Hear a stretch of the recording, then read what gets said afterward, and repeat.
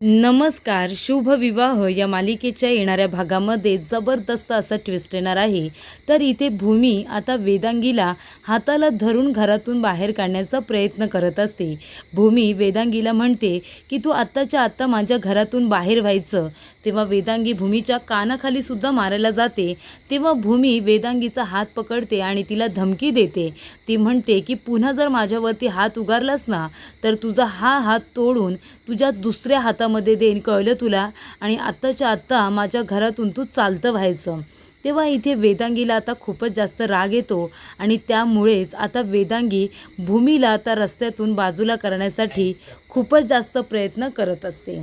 तर इथे रागिणीने जो आकाशचा ऑफिसमधून जुना व्हिडिओ आणलेला असतो, ज्याच्यामध्ये आकाश जोकर बनून अख्ख्या स्टाफला गिफ्ट देत असतो, तो व्हिडिओ आता इथे भूमीने तो व्हिडिओ आधी कधीच बघितलेला नसतो.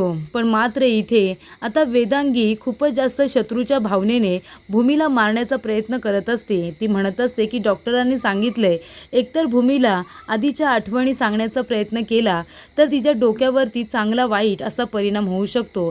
तर इथे तिच्या डोक्यावरती हा वाईटच परिणाम झाला पाहिजे आणि ती या जगातून निघून गेली तरीसुद्धा चालेल, या हेतूने आता आकाशचा तो जुना व्हिडिओ वेदांगी भूमीला दाखवते. तेव्हा इथे भूमीच्या डोक्यावरती असा काही परिणाम होतो त्याचा विचार वेदांगीने कधीच केला नव्हता. तर इथे भूमी आता वेडी न होता, कोमात न जाता तिच्या डोक्यावरती आता सगळ्यात चांगलाच परिणाम झालेला असतो. तर इथे वेदांगीमुळे आता भूमीची स्मृती परत आलेली असते. भूमीला गेल्या वर्षभरामध्ये जे जे काही घडलेलं असतं ते आता अर्धवट आठवायला लागलेलं असतं.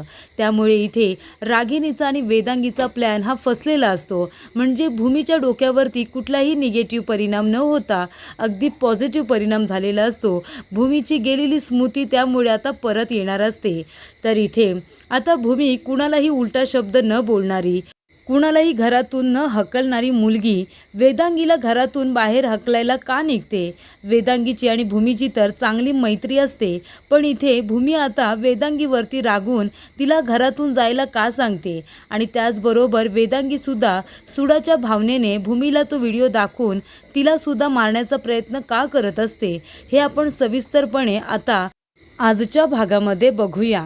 तर इथे रागिणीने आता पौर्णिमा, भूमी आणि मानसी तिघींना आता एक टास्क दिलेला असतो. ते म्हणजे हजार रुपये देऊन ती म्हणालेली असते की 1000 रुपयामध्ये तुम्ही आपापली खोली आता भरून टाकायची आहे. असं काहीतरी करायचं की तुमची पूर्ण खोली ही भरून गेली पाहिजे. तेव्हा इथे भूमीने आता तो टास्क कंप्लीट करण्यासाठी खूपच छान आयडिया केलेली असते. ते म्हणजे फॅमिली फोटोज तिने मागवलेले असतात आणि ते फोटो ती आता हार्ट शेप बलूनवरती लावून ती अख्ख्या रूमभर ते लावणार असते. कारण भूमीची फॅमिली तिच्यासाठी सगळ्यात महत्त्वाची असते आणि तिचं जग म्हणजे तिची फॅमिली असते. त्यामुळे आपल्या फॅमिली फोटोने तिला तिची रूम भरून टाकायची असते आणि त्यामुळे भूमीने आता काही फोटोज पाठवलेले असतात फोटोग्राफरकडे आणि ते इनलाज करून तिने आणायला सांगितलेले असतात. आणि भूमीचा हा प्लॅन आता वेदांगी ऐकते आणि वेदांगी म्हणते की भूमी, काही झालं ना तरीसुद्धा मी तुला जिंकू देणार नाही आहे. आणि जेव्हा आता फोटोग्राफरवाले दादा ते फोटोज घेऊन भूमीकडे येत असतात तेव्हा वेदांगी त्याच वेळेला कारंजे चालू करते आणि कारंजेमधलं जे काही पाणी असतं ते फोटोग्राफरवाल्या दादांच्या अंगावरती पडतं आणि त्यांच्या हातातले सगळे फोटोजसुद्धा खराब होतात. तर इथे भूमीला याबद्दल काही माहिती नसतं. त्यामुळे भूमीचा जो काही हा प्लॅन असतो, तिने जो काही विचार केलेला असतो, तिचा प्लॅन आता फ्लॉप होतो. तेव्हा आता भूमीने एक दुसरा तर्क लावून आता ती स्पर्धा जिंकलेली असते. त्यामुळे ते वेदांगीला राग आलेला असतो. ती आपल्या रूममध्ये येते आणि म्हणत असते की या भूमीला हरवण्याचा मी इतका प्रयत्न केला तरीसुद्धा शेवटीला तीच जिंकली. एवढा त्रास देऊनसुद्धा ही भूमी जिंकू कशी शकते असं आता वेदांगी म्हणते. तेव्हा वेदांगीचं हे बोलणं आता भूमीने ऐकलेलं असतं आणि भूमी म्हणते कारण मी खरी आहे, तुझ्यासारखी खोटी नाही आहे मी. तू मला कितीही हरवण्याचा प्रयत्न केलास तरीसुद्धा माझ्याकडे माझं खरेपणा आहे आणि त्यामुळे मी कधीही हरू शकणार नाही आहे. तूच ते फोटोज खराब केले होतेस ना, तूच त्या दादांच्या अंगावरती कारंजे चालू करून पाणी टाकलं होतंस ना. तेव्हा वेदांगी म्हणते मी असं काही केलेलं नाही आहे. तेव्हा भूमी म्हणते वेदांगी तुझं सगळं बोलणं मी ऐकलंय. का केलंस तू असं? मला हरवण्यासाठी तू एवढे प्रयत्न का करतेस? तेव्हा वेदांगी म्हणत असते कारण तू माझ्या आकाशला माझ्यापासून दूर केलंस. तेव्हा भूमी म्हणते की आकाशला तुझ्यापासून दूर केलं म्हणजे? आकाश काही तुझा खरोखरचा होणारा नवरा नव्हता. तुम्ही दोघंजणं तर नाटक करत होता ना मला आणि आकाशला एकत्र आणण्यासाठी. मग तू असं कसं काय म्हणू शकतेस? आणि तू तर फक्त आकाशची एक चांगली मैत्रीण आहेस आणि त्या भावनेनेच तू आकाशला मदत करत होतीस मला आणि आकाशला एकत्र आणण्यासाठी. मला आकाशने सगळं सत्य सांगितले. तेव्हा वेदांगी म्हणते ते फक्त आकाशला माहिती आहे. तेव्हा इथे वेदांगी म्हणते की माझं आकाशवरती खरोखर प्रेम आहे आणि मला त्याच्याबरोबर खरोखर लग्न करायचं होतं. पण तू तिथे आलीस आणि आमचं होणारं लग्न तू मोडून टाकलंस. का आलीस तू तुझं लग्न सोडून? त्या भानुशालीबरोबर लग्न करून गेली का नाहीस त्याच्या घरी? तेव्हा इथे भूमीला राग येतो. भूमी म्हणते वेदांगी काय बोलतेस तू हे? आकाशचं माझ्यावरती प्रेम आहे आणि माझं आकाशवरती, आणि तू आम्हाला दोघांना वेगळं करण्याचा प्रयत्न करत होतीस. आकाशला तर वाटत होतं की तू आम्हाला दोघांना एकत्र आणण्यासाठी प्रयत्न करत होतीस. तेव्हा इथे भूमी म्हणते तरीच मला तुझ्याकडून असं कधीच वाटलं नाही की तू नाटक करतेस. मला असं वाटायचं की तुझं खरोखर आकाशवरती प्रेम आहे. तेव्हा वेदांगी म्हणते आकाश फक्त माझं आहे आणि माझं लग्न त्याच्याबरोबरच होणार. तू उगाचच त्याच्या आयुष्यात आली आहेस. जा त्याला सोडून. त्याच्या आयुष्यामध्ये तुझी काही जागा नाही आहे, काही महत्त्व नाही आहे. तेव्हा इथे भूमी म्हणत असते की वेदांगी गप्प बस. जे झालं ते सगळं विसरून जा. माझं आणि आकाशचं लग्न झाले आणि हे सत्य तू आता स्वीकार. तेव्हा इथे वेदांगी म्हणते अजिबात नाही. आकाश माझं आहे आणि माझंच राहणार. तेव्हा इथे भूमीला आता राग येतो आणि भूमी आता जोरदार वेदांगीच्या कानाखाली देते आणि म्हणत असते की तू मला आणि माझ्या आकाशला एकमेकांपासून कधीही वेगळं करू शकणार नाही आहेस. कारण आमचं हे नातं आहे. आमचं हे नातं जन्मोजन्मीचं आहे. आम्हाला कुणीही वेगळं नाही करू शकत. तेव्हा भूमी म्हणते की वेदांगी तुझं हे वागणं खूपच जास्त विचित्र होत चाललंय.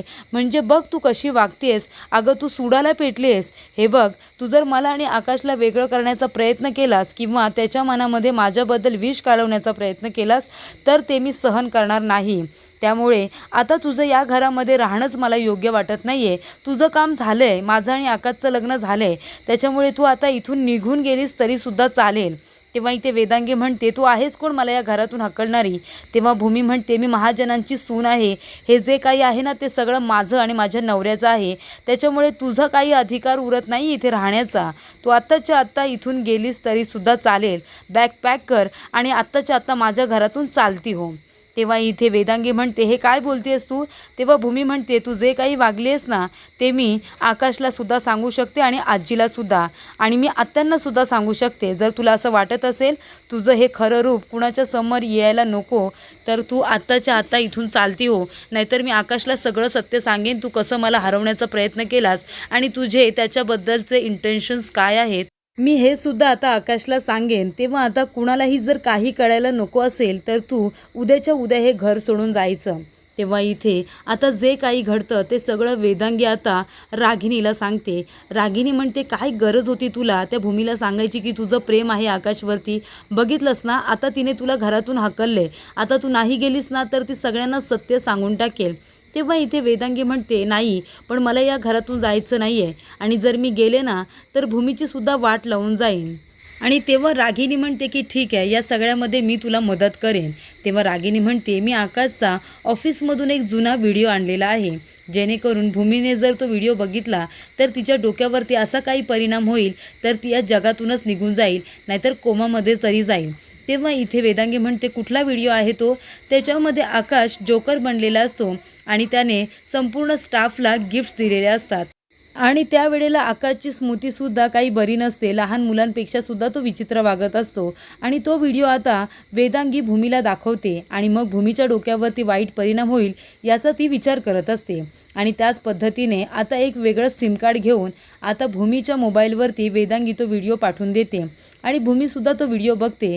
त्याच्यामध्ये आकाश जोकर बनलेला असतो आणि सगळ्यांना गिफ्ट्स देत असतो आणि तेव्हाच भूमीला तो व्हिडिओ बघून आता अशी काही चक्कर येते.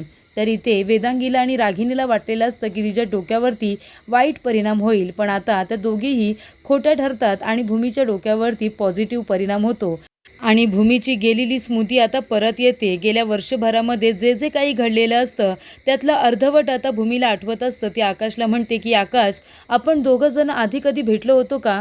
मला का सतत वाटत असतं की ह्या गोष्टी मी आधीसुद्धा अनुभवलेल्या आहेत.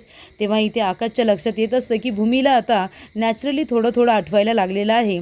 तेव्हा इथे भूमी म्हणते, आकाश बघ ना, हा व्हिडिओ माझ्या मोबाईलमध्ये आला. तेव्हा इथे आता आकाशला आश्चर्य वाटतं, पण आता त्याचा परिणाम तिच्या डोक्यावरती वाईट न होता चांगला झालेला असतो आणि भूमीची स्मृती आता परत आलेली असते आणि त्यामुळे इथे वेदांगी आणि रागिणीचा प्लॅनसुद्धा पूर्णपणे फसलेला असतो.